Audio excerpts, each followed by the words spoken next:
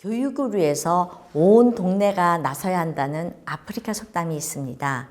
It takes a village to raise a child.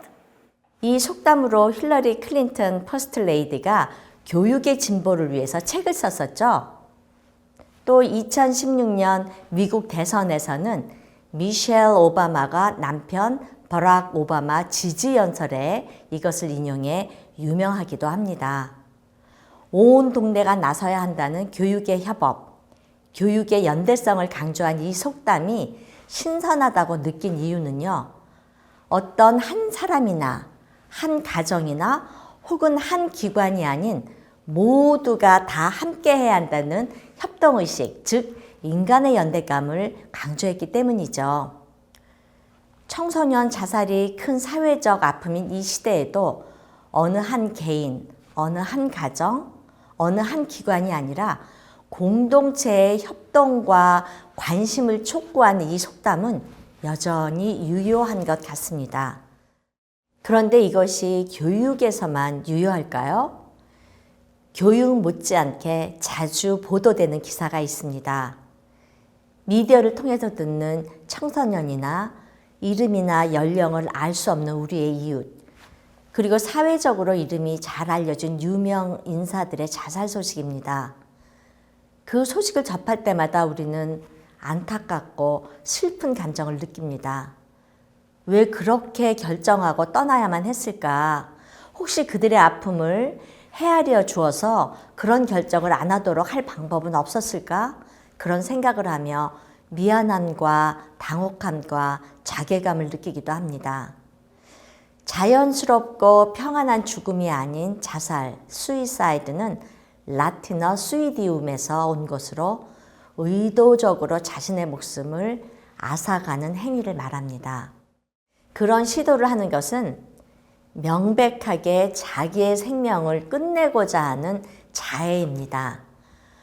OECD 기준으로 자살률에 있어서 상위에 있는 우리나라는 9세에서 24세 청소년 사망 원인 1위가 자살입니다. 자살은 우울증이나 성격장애, 불안장애 등 신체적, 정신적 문제로 혹은 재정이나 학업 등의 스트레스 또는 사람 간의 관계에 관한 문제로 그런 결정을 하는 것이죠. 가까운 사람의 이별, 사망, 혹은 부모의 기대에 미치지 못한다는 자책감, 학업 성적에 대한 압박감 또는 집단 괴롭힘이나 따돌림, 그런 정서적 상실로 인해서 실제 자신을 상해하는 그런 안타까운 행동으로 옮기는 것입니다. 특히 중고등학생과 대학생이 포함된 청소년 자살은 현재 학교 공동체를 뒤흔드는 전염병이라고 할 수 있고요. 이전에 본 적이 없는 대위기이기도 합니다. 스마트폰의 출현과 청소년의 정신적 성숙감이 다소 느린 속도로 이루어지는 것 또한 이 원인이 될 수도 있겠고요. 감당하지 못할 일들로 정신질환에 흔들리다가 이런 결정을 하기도 합니다. 이러한 자살은 부모를 포함한 가족들 외에 이웃 모두의 주요 관심사가 되어야 한다고 생각합니다. 청소년과 그들의 정신건강, 그들의 자살 원인, 소셜미디어 우울증, 집단 따돌림, 미래에 대한 불안 등에 대해서 더 알아가고자 하고 그들의 고민을 잘 이야기하고 나누어 들어야 합니다. 어디 청소년뿐일까요? 중년층, 노년층의 자살 보도 또한 한 가족의 집단 자살과 같은 소식으로 저희들이 믿기조차 어려운 심각한 재난으로 생각합니다. 특히 자살 전염병, suicide epidemic은 전염병 수준으로 번져가는 그런 자살입니다. 그래서 다른 사람에게 영향을 미치게 되는 거죠. 공개적으로 알려진 자살을 다른 사람이 모방함으로써 발생하는 자살 전염병은요, 우리 사회가 함께 대처해야 할 굉장히 심각한 질병이라고 할 수 있습니다. 세계보건기구 WHO는 매년 약 100만 명이 자살로 사망한다고 추정합니다. 왜 그렇게 많은 사람들이 자신의 목숨을 스스로 앗을까요? 자살 우울증과 절망에 얽매여 보지 않은 사람들에게는 왜 그렇게 많은 사람들이 자살하는지 이해하기 어렵다고 합니다. 그런 선택을 하는 사람은 사실 너무 고통스러워서 다른 길을 볼 수 없기 때문에 그런 선택을 한다는 것이죠. 견딜 수 없는 고통에서 필사적으로 벗어나려는 시도이고 다른 길이 없어 보이기에 그냥 고통스러운 가운데 그 길을 택한다는 것입니다. 이와 관련해서 안타까운 소식을 하나 전해드리겠습니다. 2021년 한국의 자살률이 경제협력개발기구 OECD 회원국 중 1위를 다시 한번 기록했습니다. 전체 자살 사망자 수는 소폭 줄었지만 10대, 20대 자살률이 크게 늘어나는 등 내용은 더 악화되었습니다. 한국 자살률 이것이 OECD 평균 2배를 넘어서 2021년에는 한국의 자살 사망자 숫자가 총 13,195명이 됐습니다. 이 수치는 전년 대비 4.4% 정도 감소한 건데요. 하루 평균 36.1명이 스스로 목숨을 끊는 방식으로 생을 마감한다는 거죠. OECD 국가 간 연령 표준화 자살률을 보면요. 한국은 23.5명으로 OECD 38개국 평균이 10.9명인데 그것의 2배가 넘습니다. 비교 대상 국가 중 자살률이 20명이 넘는 그런 나라는요. 한국을 제외하면 리투아니아 21.6명이 유일해요. 그러면 한국 통계청 자료를 좀 보실까요? 한국 통계청 자료에서 보듯이 대한민국 국민의 사망 원인에서 일반적인 질병이나 사고가 아닌 자살이 10대 사망 원인에 들어 높은 수위에 듭니다. 남성들에게는 교통사고나 간, 당뇨, 만성 하기도 질환 등 치명적인 질병들을 제치고 5위에 올라 있고요. 여성은 6위를 차지하고 있습니다. 이러한 자살을 미연에 방지하고자 하는 자살 예방, Suicide Prevention은 자살률을 줄이기 위한 집단적 노력, Collective Effort, 거기에 사용되는 용어입니다. 즉 예방 조치를 통해서 자살률을 줄이기 위한 노력은 어떤 한 개인이나 한 단체에 의해 이루어지기보다는 모두가 함께 집단적인 노력을 할 때 예방 효과가 높다는 것입니다. 용어만으로도 자살 방지를 위해서는 집단으로 함께 노력하는 것이 얼마나 중요한지 알 수 있습니다. 그런데요, 그렇게 자살을 생각하는 사람들의 약 60%는 아예 도움을 구하지를 않습니다. 도움을 구하지 않는 이유는 필요성을 못 느끼기도 하고 또한 자기 혼자서 문제를 해결하고자 하기 때문이기도 합니다. 그런 이유로 자살률이 높음에도 불구하고 자살 행동을 막을 수 있는 확실한 치료 방법이 별로 없어 보인다는데 심각함이 있습니다. 무엇보다도 자살에 있어서 일반적으로 우리가 알고 있는 통념과 실제 사실은 다를 수 있다고 하는데 그것을 우리가 알아보고 염두에 두는 것이 필요할 것 같습니다. 통념은요, 자살에 대해서 이야기하는 사람은 말뿐이지 실제로 그렇게 하지 않는다라는 것입니다.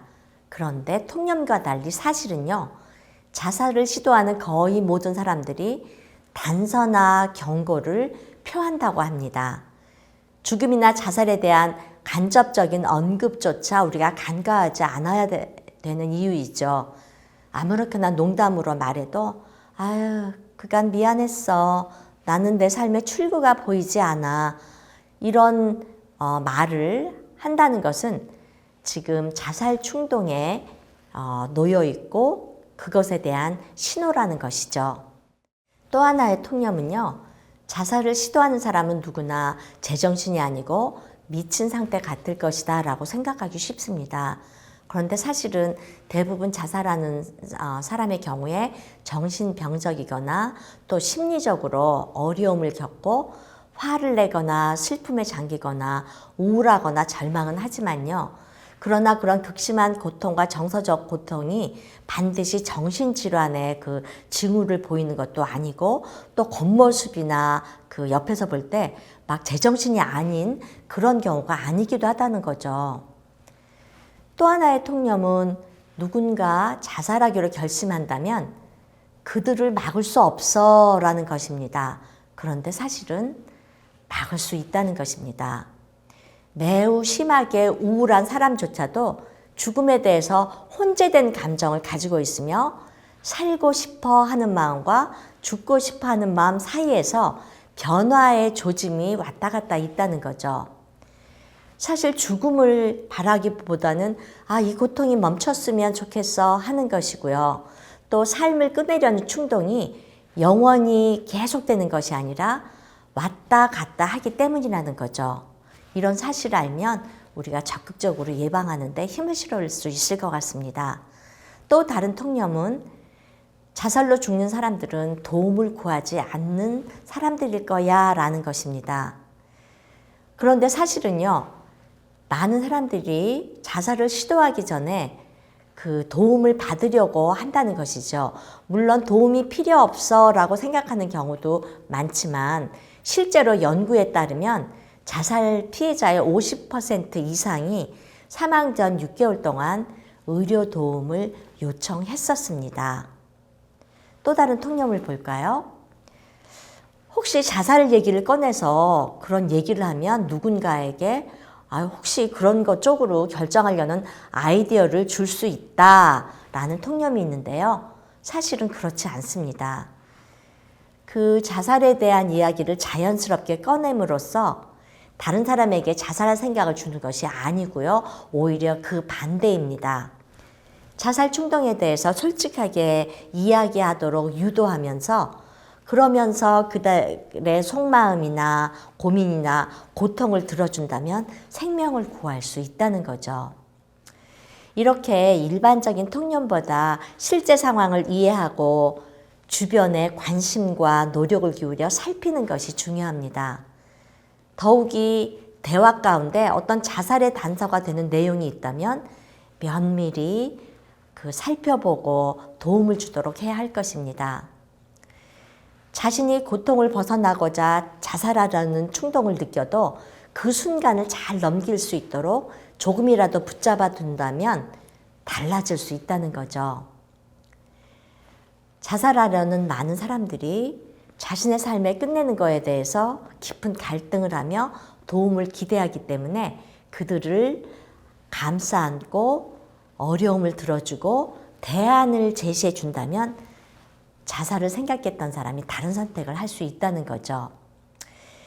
무엇보다도 이런 자살 같은 폭력의 죽음이 자신과 가족과 이웃에게 어떤 영향을 끼치는지 평소의 대화에서 자연스럽게 나누어진다면 또 자살 예방에 도움이 될 것입니다.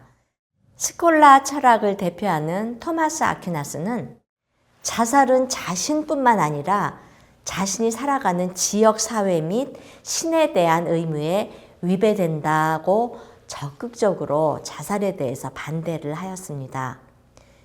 자신의 생명을 앗아가는 이러한 결정들은 심리적, 사회적, 환경적, 생물학적 위험 요인이 아주 복합적으로 상호작용한 결과이고요. 삶을 끝내는 것이 끝없는 고통을 멈추는 유일한 방법이라고 생각하기 때문에 하게 되는 필사적인 행동입니다.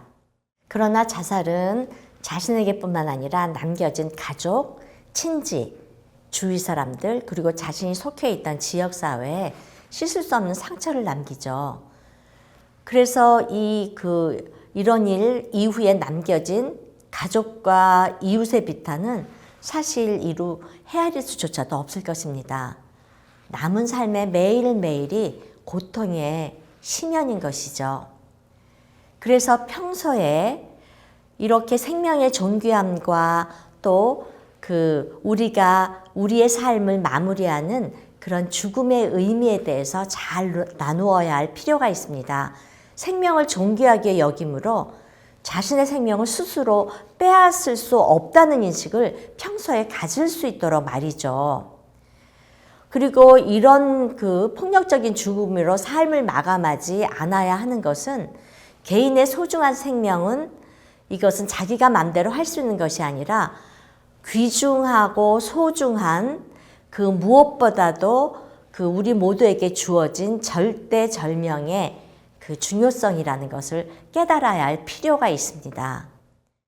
나의 생명을 내 것이니 내 마음대로 끝내, 이것은 정말 생명의 존엄성을 파괴하고 관련된 사람들을 정말 아프게 상처를 주고 우리가 속한 사회에 서로가 정말 씻을 수 없는 앙금이 남는다는 것을 인식해야 합니다.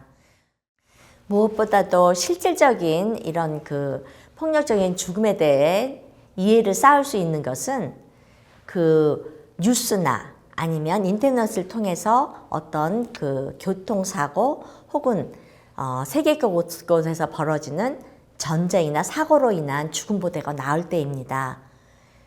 또 이케아는 유명인의 자살 소식 등도 우리가 자살에 대해서 생각해 볼 수 있는 그런 시간이죠. 그래서 이런 기회를 잡아서 자연스럽게 이야기를 나누는 것이 필요합니다.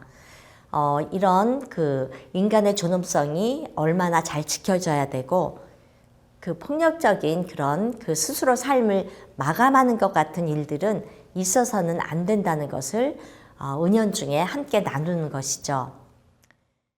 이러한 자살 예방 노력에 더욱 관심을 갖도록 매년 9월 10일은 세계 자살 예방의 날로 정해져 있습니다. 이날은 국제 자살 예방 협회와 세계 보건기구의 지원으로 자살 예방을 위해서 지켜지는 날입니다. 그런데요, 1년에 한 번 자살 예방의 날을 지키는 것보다는요, 인간의 연대감으로 이웃을 바라보고 이웃에 관심을 갖는 공동체적인 노력이 자살 예방에 더 도움이 될 것입니다.